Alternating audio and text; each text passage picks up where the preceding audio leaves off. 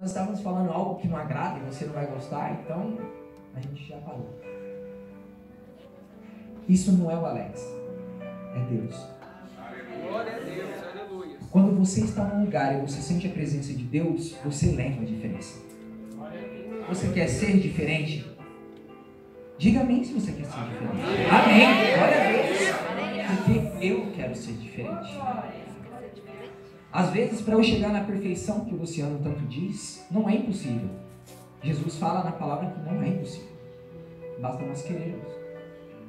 A força da mulher que foi pronunciada aqui já vem de Maria.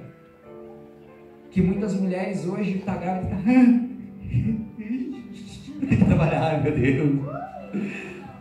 Amado, Maria caminhou quantos quilômetros para visitar Isabel? Carregando um filho no ventre. E hoje a mulher tem vergonha, tem medo, tudo desencoraja ela, sendo que mulher significa força. Sabe por quê? Porque senão Deus não tinha escolhido Maria. Porque se uma lá atrás, em Gênesis, falou não, deu sim ao pecado, Maria falou não, eu aceito, Senhor, a sua condição. A ponto de ser apedrejada, um pecado que sem ao menos esperar, as pessoas já condenavam. Ela disse sim. Ela falou, eu posso ser criticada, eu posso ser apedrejada, mas eu vou obedecer ao meu Senhor. Amados, nós estamos na igreja, nós estamos pregando a palavra e muitas vezes nós falamos não. Senhor, eu vou omitir. Senhor, eu não vou falar. Senhor, eu não tenho coragem. Maria teve. Se você quer ser corajosa, faça como Maria. Senhor, eu te recebo. Senhor, sim, eu dou o meu sim hoje. Muitas vezes nós temos que nos espelhar e ser fortes. Ser fortes para vivenciar o que Deus vai falar aqui para nós hoje. Glória a Deus. E fala assim, ó. Tão certo como eu vivo, diz o Senhor Deus. Dá para acender aqui? Eu vou para lá, não tem problema.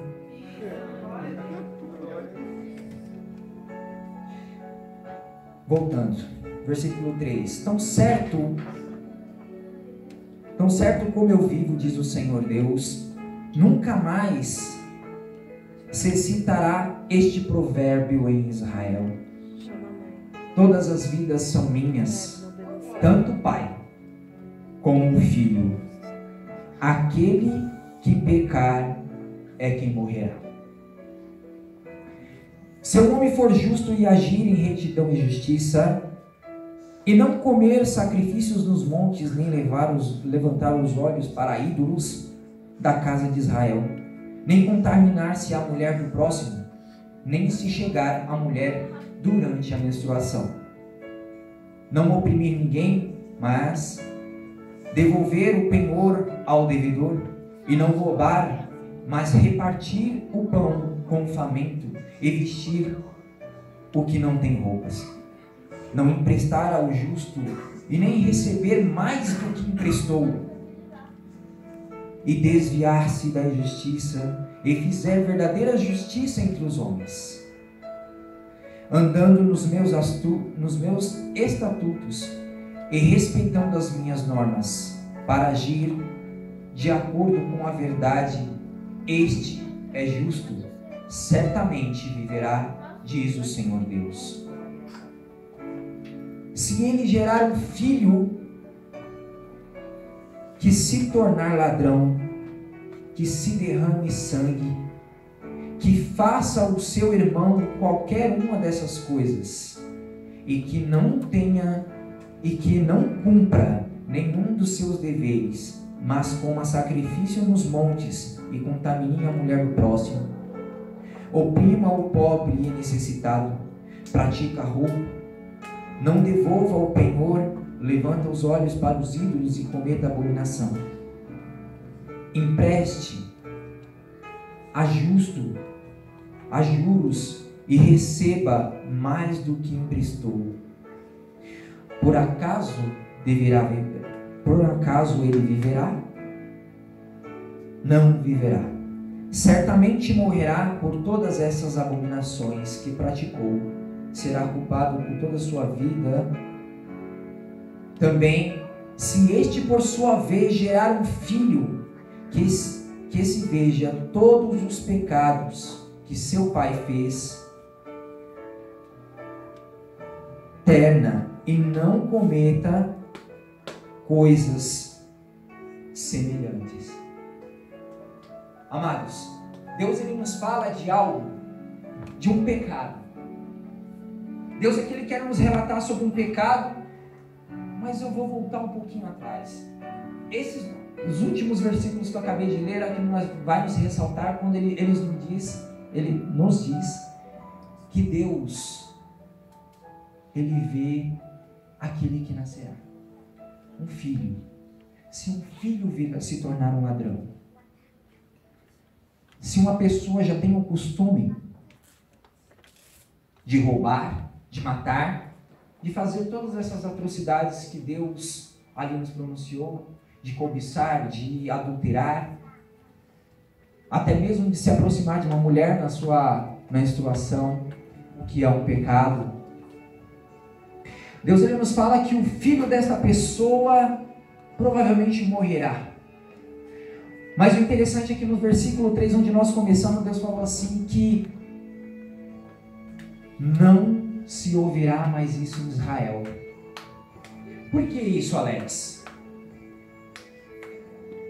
Porque, amados, Jesus ele morreu por nós. Antigamente, no Antigo Testamento nós vamos ver que tudo que o povo cometia, todo o pecado que o povo cometia naquela época, Deus ele se revoltava. E na revolta de Deus, o que ele fazia?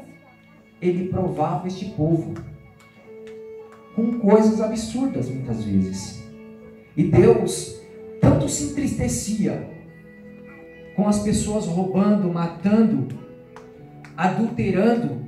E Deus não gostava daquelas coisas, porque Deus ele sempre falava assim: eu quero um sacrifício perfeito. Aí as pessoas iam e traziam um carneiro, e traziam um bode. Aí eu vou pegar o meu melhor bezerro, aí eu vou pegar o meu melhor boi, e não sei o que, vou matar para Deus. Quando na realidade Deus ele falava: eu quero um sacrifício perfeito. E naquele momento que o povo pecava, Deus presenciava tudo aquilo. Deus então ele fazia o quê? Permitia atrocidades no meio do povo, pessoas morrendo. Deus destruía uma cidade inteira por causa do pecado. Por quê? Porque as pessoas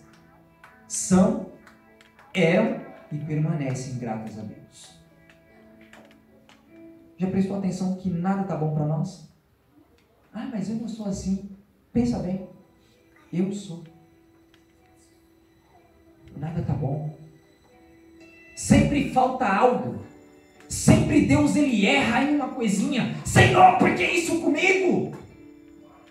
Por que isso está acontecendo na minha vida? Porque eu estou doente. Tantas pessoas servem o Senhor, outras estão embaladas, outras estão se prostituindo, outros estão se drogando, e eu estou doente, e eu sirvo o Senhor, e eu louvo ao Senhor, e eu estou doente. Coisas acontecem em nossa vida, mas eu ia ler depois, mas eu não aguento. Eu não aguento, porque a palavra de Deus, ao mesmo tempo que Deus ele nos exorta aqui, ele nos levanta ali, meu amado. A palavra de Deus, em Hebreus, Paulo nos ressalta. Ele fala assim: olha, o Antigo Testamento é a sombra do Novo. Amados, se eu estou aqui e eu estou projetando uma sombra, logo eu sou o principal. Cristo é o principal. Cristo se deu por nós. Não foi Moisés que morreu por você, não foi fulano, não foi Isaías. Eles foram profetas que presenciaram e deram vida à palavra de Deus, que deram para a continuidade, para que Jesus voltasse aqui e falou: eu estou morrendo por você, é por você que eu estou morrendo. Se esse Cristo, Ele é o principal. E Ele está projetando a sombra para que a sombra de Cristo, ou seja, o sangue do madeiro da cruz, se escorra até alcançar os nossos pés e alcançar a sua vida, para que nós sejamos restaurados, para que nossa vida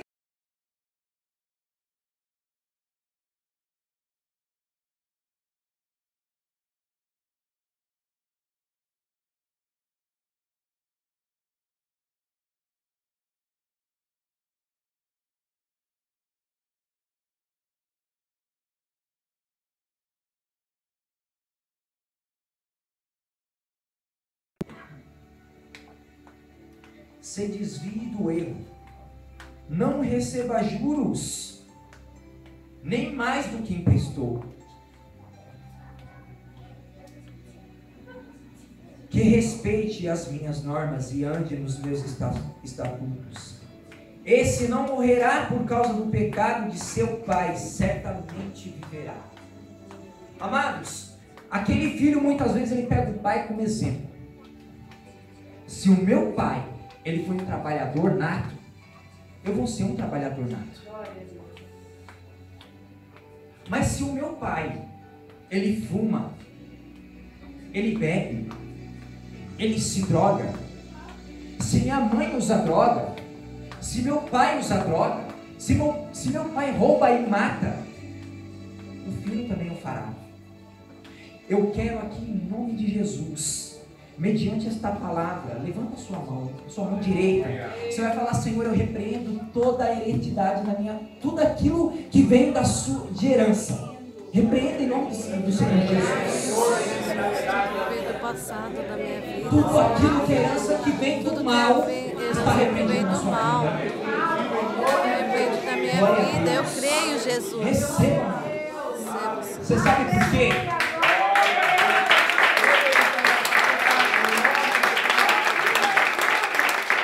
Glória a Deus. Sabe por quê? Porque meu pai bebia, meu pai fumava, meu pai quase matou minha mãe. E eu agredi meu pai. Mas isso serviu para mim. Porque Deus me restaurou. Que aquilo que era para eu receber dele de herança, os maus caminhos, eu repreendi minha vida. E Deus, Ele quer repreender a sua. Amém, Jesus. Amados, enquanto muitos estão querendo dinheiro, eu não quero dinheiro. Eu quero o necessário para eu sobreviver com minha família. Se você está comigo, ou anda comigo por interesse, está com a pessoa errada. Agora, se você quer riquezas, eu te dou. Mas eu te dou Jesus. Porque nenhuma riqueza, nenhum carro, nenhuma casa pode me dar a salvação. Nenhuma casa, nenhum carro, ele pode me levar ao céu. Porque, meu amado, os bens materiais, eles permanecerão materiais, eles ficarão na terra, eles, meu amado, se isso aqui se molhar, ele vai estragar. Se cair uma tempestade, a melhor casa do mundo que estiver aqui, ela pode se estourar todinha, ela pode quebrar, mas ela não te levará ao céu. Você imaginou que uma droga pode fazer a uma pessoa? Sim, a gente sabe, e sabe que aquilo nos causa um mal, porém o fazem sabendo. Se é um roubo, eu sei que é errado roubar, mas em momento algum na palavra de Deus ele falou assim: é proibido roubar. Em momento algum nos seus 10 mandamentos fala assim, Deus ele fala não. Ele não falou é proibido. Ele falou proibido? Ele falou é proibido matar? Ele falou não. A palavra de Deus não foi, nem nunca será uma imposição.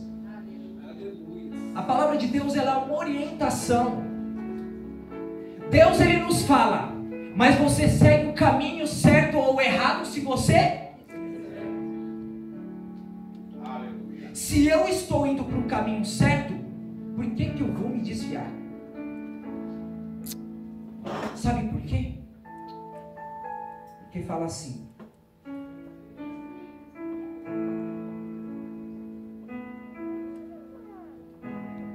se o justo desviar da sua justiça e praticar o mal, versículos 26, morrerá por causa do pecado. Meu amado, não tem ninguém.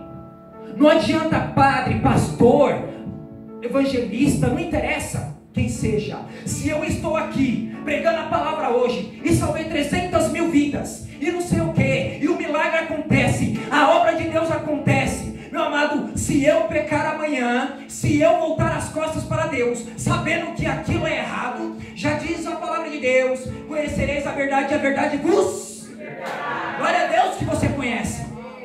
Se a verdade nos libertará, glória a Deus. Mas será que nós queremos ser libertos definitivamente? Porque aquilo que nós seguirmos será a nossa condenação. Amados, já diz a palavra de Deus, e muito sabiamente, mesmo Senhor, Senhor, mesmo aquele que diz Senhor, Senhor, não. Viu como vocês conhecem? Não adianta eu estar aqui pulando, meu amado. Não adianta eu estar pregando, não adianta eu fazer tantas coisas para Deus, chegar lá na frente, as coisas começaram a dar errado na minha vida, as coisas, eu sofri um acidente, hoje eu estou aleijado, hoje eu estou paraplégico, hoje eu estou isso, hoje eu estou aquilo, eu estou desempregado, mas o que adianta? E aí você se revolta com Deus. Deus é o culpado de tudo, como eu disse. Deus, ele sempre é o culpado. Por que, Senhor? Eu sempre fui um bom funcionário. Eu fiz isso, eu tenho tantas formações. Eu faço isso e aquilo outro. Mas olha a minha situação. E Deus, ele fala que o justo que se perder morrerá. Ou seja, nós morremos por nós mesmos. Já diz em Mateus 24, quando eu falei para vocês que no Antigo Testamento, Deus, em todos os livros que você imaginar, você vai encontrar uma revolta de Deus para com o povo, pela hipocrisia para com Deus. E muitas dessas cidades, inclusive Nínive, sofreu com as consequências do pecado. Deus, ele faz isso na nossa vida. Alex, não interessa. Eu acredito, sabe no quê? No adivinho. Eu vou ligar para ela. Aí o cara vai lá. Alô? Quem fala? Ué, ela não adivinha? Ela não adivinha quem é? Quem adivinha, adivinha. Não é só porque você está lá que ele vai adivinhar alguma coisa na sua vida. O adivinho, ou ele adivinha ou ele não adivinha. Sabe quem sabe da sua vida? Você sabe quem não adivinha, ele sabe da sua vida? É Deus. As pessoas tentam adivinhar a sua vida. Deus, ele sabe. Ele sabe, ele conhece o nosso íntimo. Quando eu quero dizer isto, que o povo no passado pecava e Deus matava. O povo pecava e Deus matava. E aí você escuta de ateus. Deus é vingativo. Em Mateus 24 nós vamos ler claramente que Deus, ele simplesmente fala assim: eu abro mão. Eu abro mão porque a perfeição se concretizou. Aquilo, o sacrifício perfeito se derramou. Foi Jesus no madeiro da cruz. E aí naquele momento, a partir daquele momento, onde Jesus aprisionou Satanás no inferno, porque ele não vem. Satanás, ele não pode, ele não se manifesta, ele não pode pegar um copo, porque para ele poder pegar um copo, ele precisa se manifestar em alguém. O poder dele é tão limitado, ele é tão limitado por Deus, que para ele usar ou então agredir alguém, é necessário ele incorporar ele. Para você ver como Deus, ele pisoteia na cabeça de Satanás, ele dá um poder para nós podermos pisotear escorpiões e serpentes, e nós não fazemos porque temos medo, porque temos vergonha deste Deus. As pessoas tentam calar a igreja, as pessoas tentam calar aquele que prega a palavra, mas não consegue. Pode me matar, mas eu estarei aqui. E se eu não estiver aqui, eu estarei lá. Mas eu continuarei. Sabe por quê? Porque quando Jesus se deu no madeiro da cruz, meu, tudo aquilo, aí hoje você vê tantas atrocidades acontecerem, muitas vezes eu mesmo me questiono. Por isso que eu falo para vocês, por mais cristão que nós sejamos, não adianta, nós olhamos e falamos: Senhor, falta algo. É como se Deus ainda não mandasse sua perfeição, é como se ainda nós não merecêssemos tudo isso, por aquilo que cometemos, por aquilo que falamos, por aquilo que pecamos, por aquilo que nós conduzimos. Ou seja, Deus, ele vê tudo isso, ele está vendo todas as maldades deste mundo, mas ele não mata mais, como ele fazia antigamente, e lança fogo no povo, e faz com que serpente acabe com o povo, a ponto de ter que um pastor ter que interceder a Deus: Senhor, se tiver pelo menos 20 aqui que te adore, o Senhor não mata. Não, eu não mato. Mas Senhor, se tiver 5 aqui, por favor, o Senhor não mata. Não, eu não mato. Mas se tiver 1, eu não mato. Amados, com a vida de Cristo, ele não precisa de nada. Ele está olhando aqueles que simplesmente o adoram, aqueles que o louvam, aqueles que o clamam em nome de Jesus, e fala: Senhor, eu creio na tua misericórdia. Amém, Jesus. Nós temos que acreditar naquilo que Jesus tem anunciado para nós há todo esse tempo. E muitas vezes nós fazemos, não corpo mole, nós fazemos vista grossa. Não queremos ver a graça de Deus, porque nós estamos cegos. Quem falou que eu estava cego? Foi o Luciano? Foi o Luciano? Foi o Luciano. Deus, ele quer fazer como ele fez com Paulo, como está em Atos 9, que caiu-se as escamas da visão de Paulo. Deus fez com que ele ficasse cego para enxergar a verdade. Talvez Deus, ele faz o que ele fez com o Luciano para poder enxergar alguma coisa lá na frente, para ele falar: olha, Deus está querendo dizer isso na minha vida. Deus teve que deixar Paulo, que matava cristão, simplesmente cego, e depois fez ele recobrar a visão. Caiu-se as escamas do olho de Paulo, nos relata a palavra, para ele poder enxergar e começar a pregar. E aí nós somos hipócritas, me desculpa, nós, eu estou incluindo a mim, a ponto de pegar uma pessoa, como eu escutei essa semana, e ela se dizia evangélica, e aquilo doeu o coração, porque ela falou assim: o cara roubava, matava, esteve preso por tantos anos e hoje prega a palavra. Paulo matava e ele fazia questão de matar cristão. Você está aqui ouvindo, ele chegava aqui, toma. Ele matava, mas ele não fazia questão, ele chegava e matava. E hoje ele está glorificando a Deus. Ele se converteu, pregou a palavra. Amados, nós lemos em Atos dos Apóstolos, capítulo 15, quando todos os apóstolos foram contra Paulo, porque ele queria pregar para os gentios, que ninguém tinha coragem. Todo mundo estava amoitado dentro do templo, não queria sair do templo. Aqui tá bom, o povo está louvando, mas enquanto lá fora está precisando, não adianta eu ficar adorando aqui dentro, se lá fora está precisando.